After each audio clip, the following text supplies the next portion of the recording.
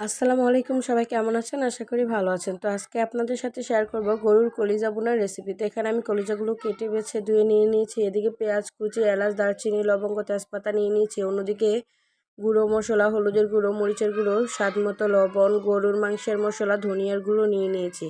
তো কড়াইতে পরিমাণ মতো সয়াবিন তেল দিয়ে দিলাম। তেলটা গরম হওয়ার পরে এখানে পেঁয়াজ কুচি, এলাচ, দারচিনি, লবঙ্গ, তেজপাতা দিয়ে ভালো করে ভেজে নেব যতক্ষণ না পেঁয়াজের রঙটা ব্রাউন কালার হচ্ছে।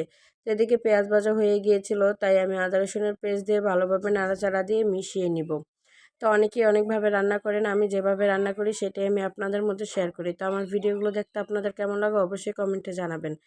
তারপরে এখানে আমি গুঁড়ো মশলাগুলো দিয়ে দিলাম। হলুদের গুঁড়ো, মরিচের গুঁড়ো, স্বাদ মতো লবণ এবং গরুর মাংসের মশলা, ধনিয়ার গুঁড়ো দিয়ে ভালো করে কলিজাগুলো দিয়ে ভালো করে নাড়াচাড়া দিয়ে মিশিয়ে নিব এবং কিছুক্ষণ কষিয়ে নিব। তো তরকারি যত কষানো হয় খেতে কিন্তু ততটাই ভালো লাগে।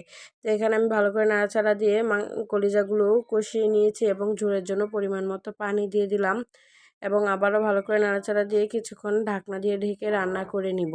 তো ফাইনালি দেখুন গরুর কলিজা বোনা হয়ে গিয়েছে। ভিডিওটা কেমন হয়েছে আর তরকারি